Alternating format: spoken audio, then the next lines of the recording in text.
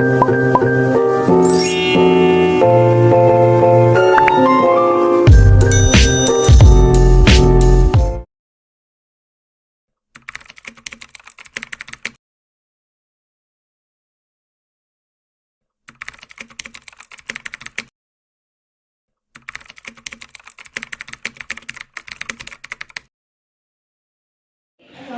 warahmatullahi wabarakatuh. Waalaikumsalam warahmatullahi wabarakatuh. Masih semangat untuk belajar pada hari ini? Masih. Ya, kurang semangat. Kalau ibu bilang apa yuk? Kita sedikit dulu bentar ya. Kalau ibu bilang tunjuk, jadi gini. Gini. Tunjuk. Ya. Oke. Oke ya. Tunjuk. Kalau ibu bilang tunjuk apa? Megah. Ya. Tuh. Oke ya.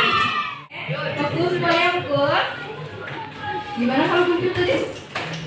Oke. Bukan. Mulai ya. 3, 4. Bukan.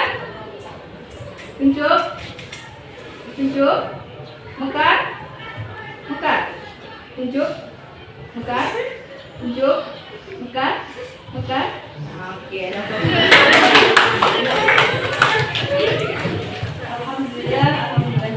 Bersyukur kita ucapkan atas kehadiran Allah Subhanahu wa Ta'ala yang telah melimpahkan rahmat serta karunia-Nya kepada kita semua sehingga kita dapat hadir dan bertemu kembali di kelas D3 pada pertemuan PAI kali ini. Oke. Alhamdulillah kita panjatkan salawat dan salam kepada Nabi junjungan kita yang mulia Nabi Muhammad sallallahu alaihi wasallam. Muhammad wa ala alihi sayyidina. Oke. Udah bagus semuanya? Oke. Nah, pada hari ini ada yang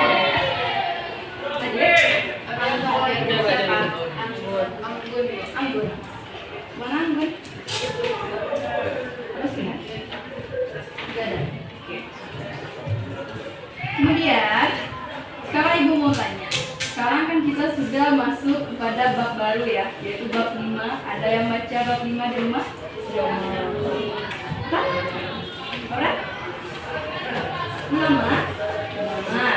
Kalian baca buku.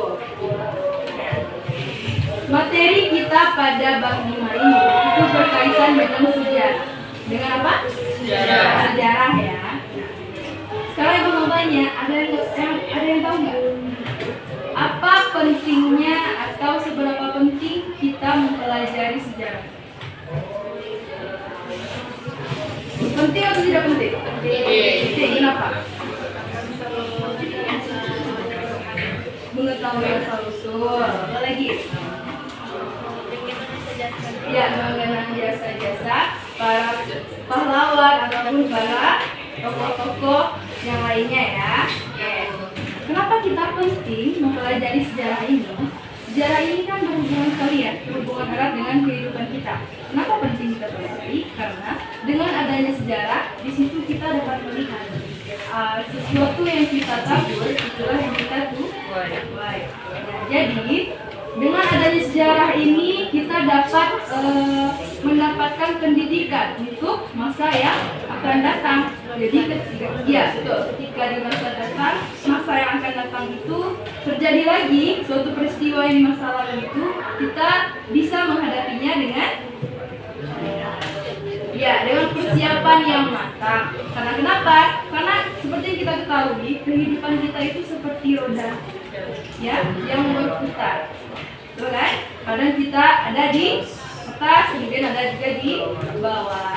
Dan kita nggak tahu kapan kita ada di atas dan di bawah. Jadi kita harus mempersiapkan diri untuk menghadapi peristiwa-peristiwa yang akan terjadi di masa yang akan datang melalui sejarah. Oke. Sekarang kan kita temanya berkaitan dengan peran para ulama penyebar ajaran Islam di Indonesia. Oke, untuk memulai pembelajaran kali ini, mari kita bacakan.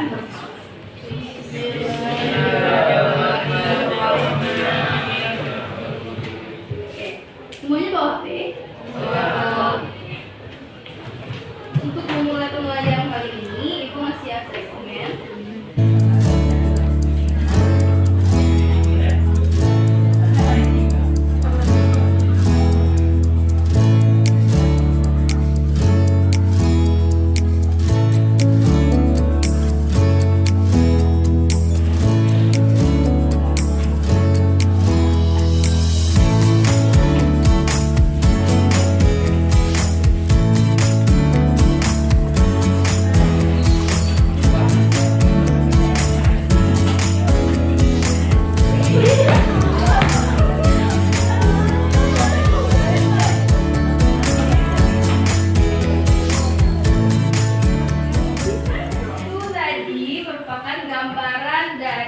Materi kita pada bab 5 ini tentang berkaitan dengan peran para ulama penyebar Islam di Indonesia. Oke, untuk supaya lebih mendalami lagi, supaya anak semuanya lebih mendalami materi ini, itu hasilnya yang tadi. Sekarang Ibu akan bagi menjadi beberapa kelompok, cukup 5 kelompok aja, ya. 5 kelompok berarti kita semuanya berapa? 36 bagi 5 7. Berarti ada yang bertanya 7, ada yang 8. Coba dengarkan ya. Di kelompok 1 Nur Raisa, Latifah, Pak S, Aska, Dani, sama Akil 7, Aksa. Oke. Itu kelompok 1. Ingat ya. Siapa kelompok 1 tadi? 2, 3, 4. Raisa mana? Raisa. 2, 3, 4, 5, 6. Oke. Kelompok 2. Coba dengan kelompok 2. Aldino, mana Aldino? Yes. Faiza 2. Shanas? Mana Shanas? Oke, 3. Zaskia 4. Najwa? Nadila 6 ya. Satu lagi Fikrani. Oke. Mana kelompok 2? Kelompok 2, mana kelompok 2 tadi? Aldino, Faiza, Shanas, Zaskia, Najwa, Nadila, Fikrani. Itu kelompok 2 ya. Sekarang silakan duduknya per kelompok. Sini kelompok 1. 1, 2, 3, 4. Ya. Adakan diskusi kecil-kecilan ya. Nah, nanti di dalam diskusi ini kita menggunakan teknik question walk. Ada yang tahu question walk? Question walk. Question apa question? Pertanyaan. Walk berjalan. Jadi pertanyaannya itu berjalan. Oh. Tadi Ibu sudah bagi menjadi 4 kelompok ya.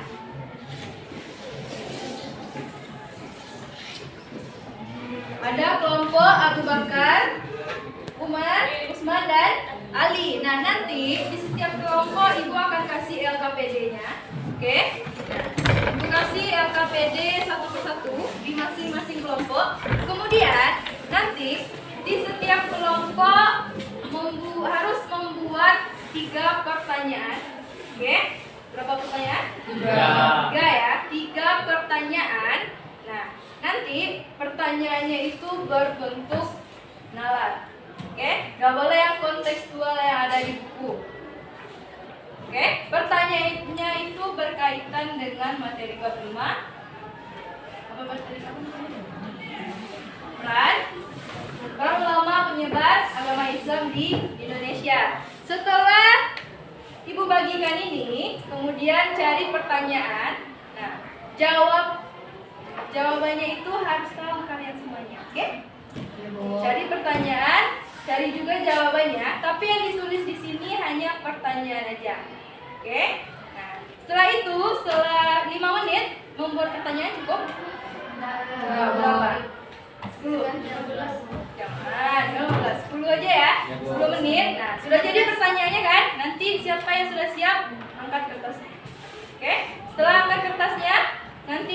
kalau sudah siap semuanya, kertasnya ini dalam waktu 3 detik itu dicek.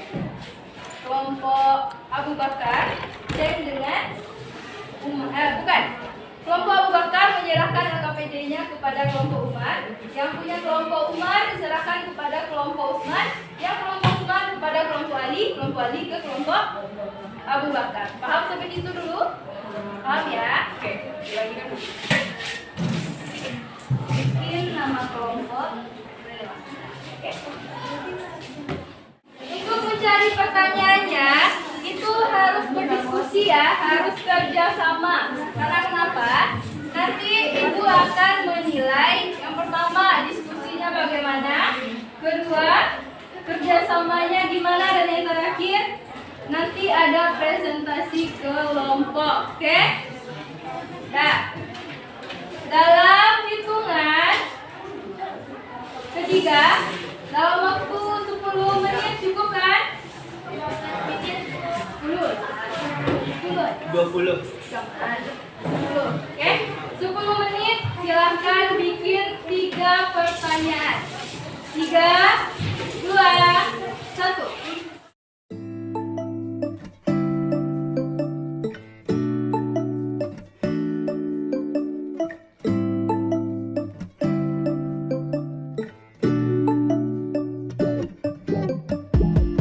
When I wake up, I feel cozy, yeah. Can you hold up? Don't need no coffee yet. Got no makeup. How do you look so fine? Bust up, bust up. How did I make you mine? Stay a minute, another minute. Hold on a second, I love this moment, yeah. Stay a minute, another minute. Hold on a second, I love this moment, yeah.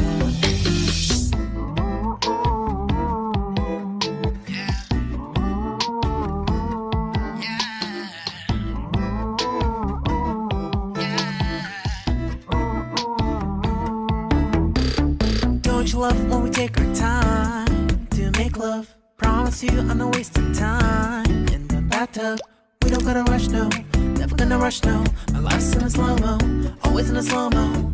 I still show up on time. Stay a minute, another minute. Hold on a second, I love this moment, yeah. Stay a minute, another minute. Hold on a second, I love this moment, yeah.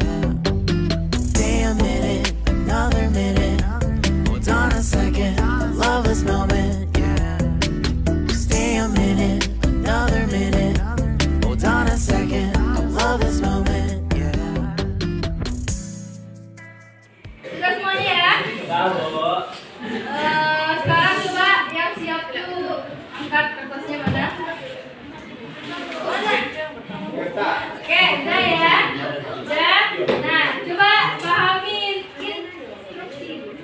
Kelompok Abu Bakar nanti cek ke mana tadi? Umar ya. Kertas Umar dibagikan ke Utsman. Yang kertas Utsman ke Ali. Kemudian kertas Ali ke Abu Bakar. Siap ya? Siap? Siap, Bu. Dalam hitungan ketiga. 1, 2, 3.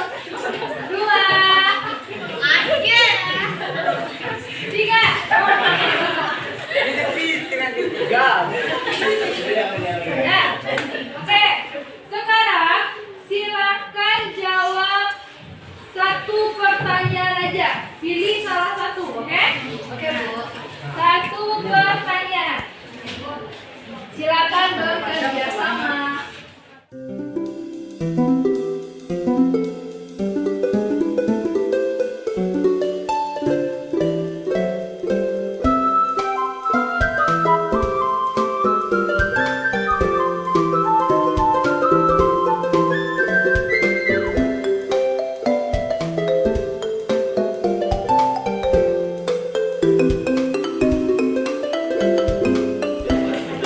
Nah,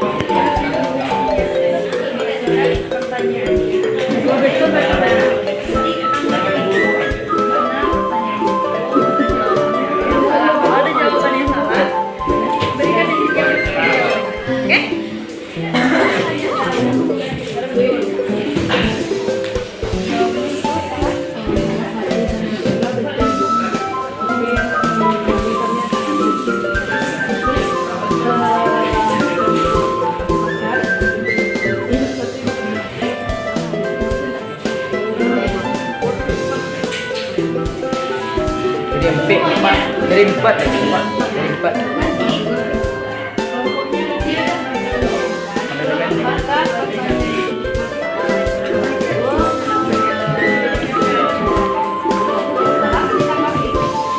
berikan jawabannya.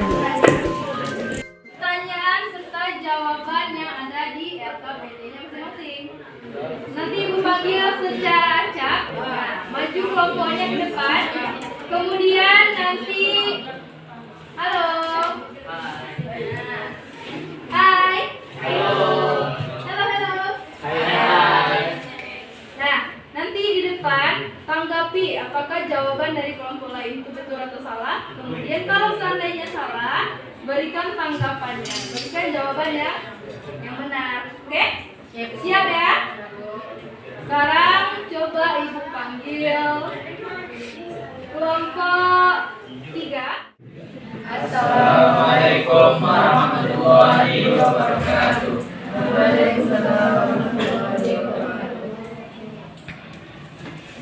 Kami dari kelompok 1 akan mempresentasikan yang telah kami diskusikan hasil dari jawaban teman-teman dari pernyataan kelompok 1.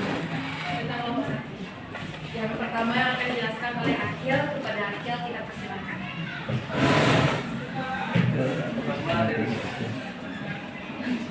Dari 5 teori maksudnya agama Islam di Indonesia, teori mana yang paling kuat dan apa alasannya?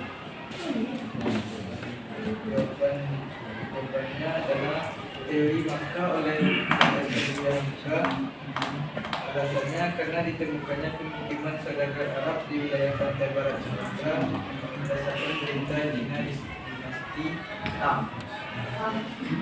Menurut kami jawaban dari teman-teman ini sudah tepat dan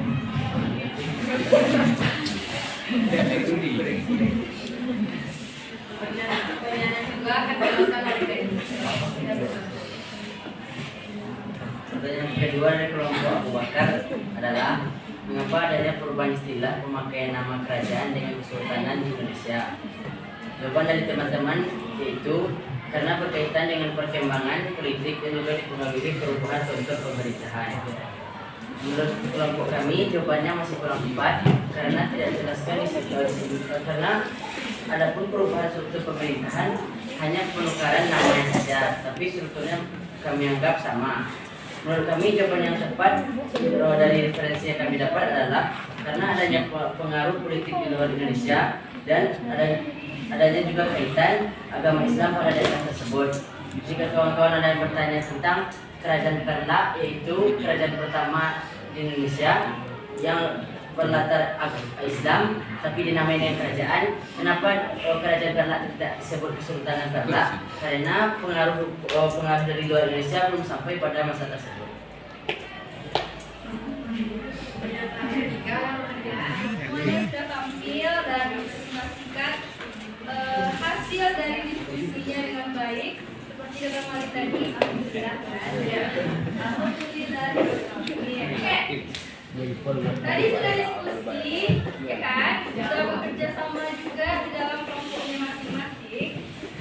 Jadi diharapkan anak-anak semuanya sudah mulai memahami materi bab 5 ini, yaitu peran ulama penyebar Islam di Indonesia. Tadi kan sudah baca buku, sudah searching juga kan? Ya Bu. Sekarang Ibu mau tanya ya. Penyebaran Islam di Indonesia itu ada yang tahu nggak berkat apa? Perdagangan, apa lagi? Pernikahan, tasawuf, apa lagi? Kesenian, apa lagi? Politik, betul ya. Penyebaran Islam di Indonesia ini yang paling pertama itu adalah berkat apa yang Allah? Jadi kalau Allah tidak berkehendak Islam masuk ke Indonesia, masuk tidak ya. Jadi itu yang paling pertama, penyebaran Islam di Indonesia itu berkat adanya kehendak dari Allah Subhanahu wa taala. Nah, itu termasuk salah satu tujuan pembelajaran kita pada bab ini.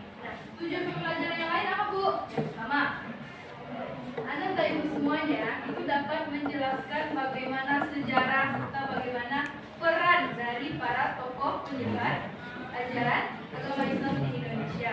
Kemudian yang kedua, Ananda semuanya mampu nih menyebutkan siapa aja tokoh-tokoh penyebar ajaran Islam di Indonesia. Dan yang ketiga, tujuan pembelajarannya itu apa? Nanti Ananda semuanya ditugaskan membuat scrapbook atau pop-up. Ya, itu di akhir nanti. Dan selanjutnya yang tujuan terakhir, Ananda semuanya dapat meneladani bagaimana sikap kemudian pola hidup dari para tokoh atau para ulama penyebar Islam di Indonesia. Oke, untuk lebih mendalami materi kita pada hari ini, kita saksikan dulu video kawasan yang cukup strategis. Wilayah Indonesia banyak dilalui oleh para pedagang Tengah, India, Malaka, dan Cina. Sebagian besar para pedagang tersebut memeluk agama Islam. Pedagang Islam inilah yang berperan penting dalam proses masuknya agama dan budaya Islam di Indonesia. Meskipun demikian, banyaknya perdebatan mengenai kedatangan Islam di Indonesia itu mencakup 3 masalah pokok. Yang pertama, dari mana sih tempat asal kedatangan Islam bisa masuk ke Indonesia? Lalu, siapa yang membawa agama Islam untuk pertama kalinya? Dan juga, kapannya Islam itu masuk ke negara atau Indonesia? Dengan adanya beberapa perdebatan tersebut, kedatangan Islam di Indonesia memunculkan berbagai teori. Mari kita bahas dalam video berikut ini.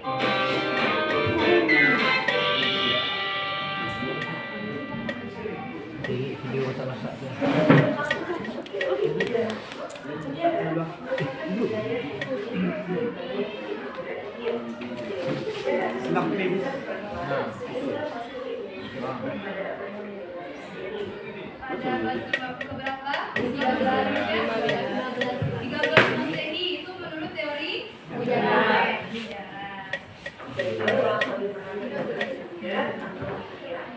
Teori sejarah yang pertama kali dicetuskan oleh James Mitchell. Kemudian orang-orang atau para pedagang hijrah yang masuk ke Islam, kemudian mereka berdagang di Indonesia dan secara langsung mereka menyebarkan agama Islam ke Indonesia. Teori ini didasarkan pada 2 bukti sebagai berikut. Yang pertama, cara bertulisan lengkap semua dari Maulana Bagi kuat. Sultan Murid Al-Saleh merupakan sultan dari yang ada di daerah Sumatera. Kedua, seperti yang kita ketahui bahwa hubungan dengan masyarakat Indonesia dan India telah berjalan cukup lama. Dengan adanya 2 bukti tersebut, maka lahirlah teori Gujarat. Walaupun dari Gujarat memiliki cukup bukti, tetapi banyak ilmuwan yang menyanggah teori Gujarat ini. Kelemahannya yang pertama, tidak adanya cukup bukti yang kuat bahwa para pedagang India lah yang pertama kali menyebarkan agama Islam. Dan apakah betul agama Islam dibawa oleh para pedagang India hanya karena kemiripan dari batu nisannya saja? Kemudian, yang kedua, pada abad ke-7 sampai dengan abad ke-13 Masehi, pengaruh Hindu Buddha masih kuat di wilayah Gujarat atau di India. Sehingga dengan adanya gelombang tersebut, maka muncullah teori yang kedua, yaitu teori Persia. Teori Persia mengatakan bahwa agama Islam masuk ke Indonesia pada abad ke-7 Masehi. Persia sendiri merupakan wilayah dari bagian dari negara Iran. Para pedagang dari Persia inilah yang pertama kali menyebarkan agama Islam. Menurut teori ini, teori Persia juga didukung oleh beberapa bukti. Pertama, adanya kesamaan budaya antara budaya Indonesia dengan budaya yang ada di Persia. Kebudayaannya yaitu adanya kesamaan dalam memperingati 1 Muharram atau Asyura. Hal ini serupa dengan tradisi Tabuk di Bengkulu dan tradisi Tabu di Sumatera Barat. Selain itu, adanya penyerapan dan penggunaan kosakata bahasa Persia ke dalam bahasa Melayu. Meskipun memiliki beberapa kelebihan, namun ada sebagian ahli yang masih menaklukkan bukti-bukti terkait masuknya Islam dari Persia. Hal ini dikarenakan bukti-bukti yang ada masih diragukan dan dirasa kurang kuat. Terlebih lagi, Persia bukanlah wilayah besar dari umat Islam, dan juga pedagang yang berasal dari Persia jumlahnya tidak seberapa.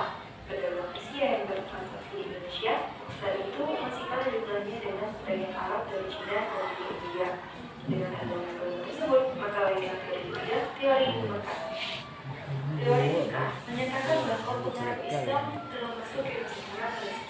47 Masehi dan dibawa langsung oleh para pedagang Arab dan juga para musafir Arab yang memiliki semangat tinggi dalam penyebaran agama Islam sehingga bisa sampai ke dunia Arab. Bukti pendukung dari teori berkah ini yaitu yang pertama, adanya catatan Ibnu Battah yang menjelaskan Raja Samudra Pasai menganut mazhab Syafi'i, di mana mazhab Syafi'i sebelum masuknya Islam di Indonesia, masyarakat Indonesia itu kan memiliki sistem kepercayaan sendiri ya. Ada dua sistem kepercayaan. Kalian tahu apa aja? Animisme dan dinamisme. Animisme percaya terhadap roh. Kalau dinamisme percaya terhadap benda-benda ya. Kemudian tadi sudah dijelaskan juga ada beberapa teori yang masuk mengenai masuknya Islam ke Indonesia. Yang pertama teori apa? Mujarad. Kedua Persia. Ketiga buka. Keempat Cina. Dan yang terakhir adalah maritim ya, betul. Kemudian untuk jalur perdagangannya ini ada jalur perdagangan kemudian perniagaan, politik, kesenian. Selanjutnya kita masuk kepada tokoh-tokoh penyebar siapa aja? Wali Songo, ada yang apa? Istilah Wali Songo. Siapa? Satu. Gesik. Siapa? Milik Saleh. Gesik.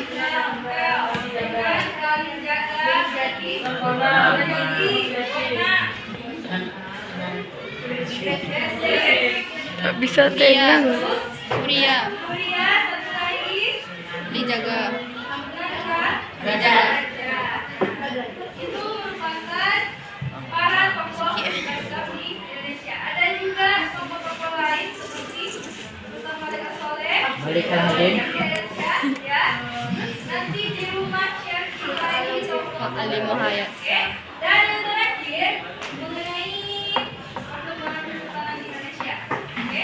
Perkembangan kesultanan di Indonesia itu salah satu faktor pendorong perubahannya perkembangan dari kesultanan di Indonesia itu dikarenakan para raja-raja kerajaan Hindu Buddha. Mereka itu memeluk Islam. Kalau dulu, kalau raja-raja memeluk Islam, rakyatnya gimana? Ikut ya, itu juga untuk ajaran Islam. Nah kemudian ketika raja dan rakyatnya sudah memeluk Islam, diubahlah dari yang awalnya kerajaan jadi kesultanan. Kemudian dari yang istilahnya raja jadi sultan. Itu perkembangan kesultanan di Indonesia. Terakhir, keteladanan yang dapat kita ambil dari para penguasa.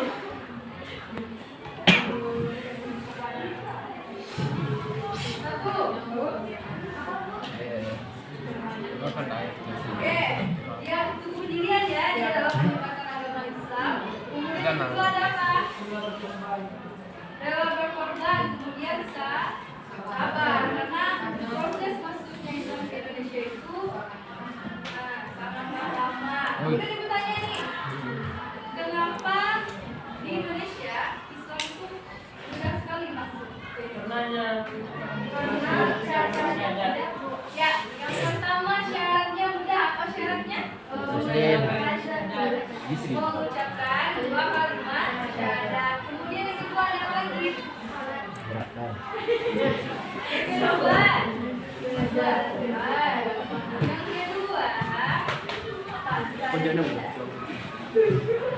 Di dalam Islam tidak ada sistem kasta. Nah, itulah sejarahnya Islam masuk ke Indonesia. Oke, sekian dulu pembelajaran kita pada hari ini. Kita satu orang aja memberikan kesimpulan terhadap materi kita yang terakhir di semester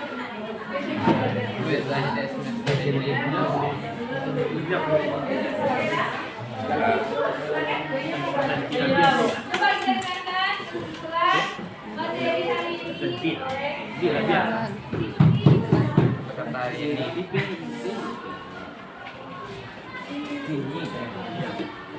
kesimpulan pelajaran kali ini adalah dari bab 5 yaitu mengenai penyebaran agama Islam oleh para ulama yang setara. Empat patroli, yang pertama ada dari Surat, kedua ada dari Turkiya, ada dari Mekah, ada dari Cina, dan terakhir ada dari Madinah. Selanjutnya ada juga tokoh-tokoh penyebaran ulama Islam di Indonesia seperti Abdul Somad, Sultan Alauddin Shah, sama-sama Eka Saleh.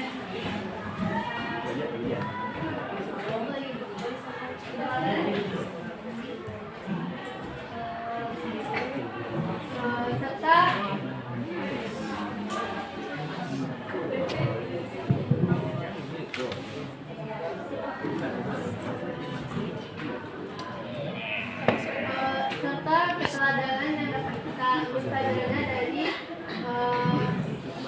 para penyebar agama Islam di antara yaitu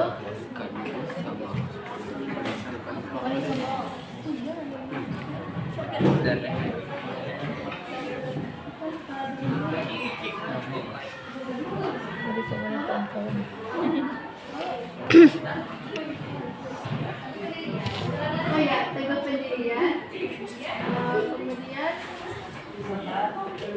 Sabah, ya betul ya, adalah Bu, balik menape, Bu.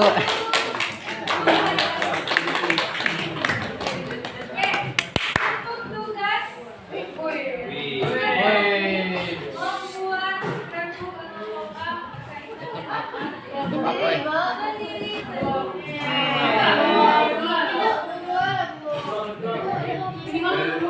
penutup pembelajaran kita pada kali ini. Maka kita ucapkan Alhamdulillah.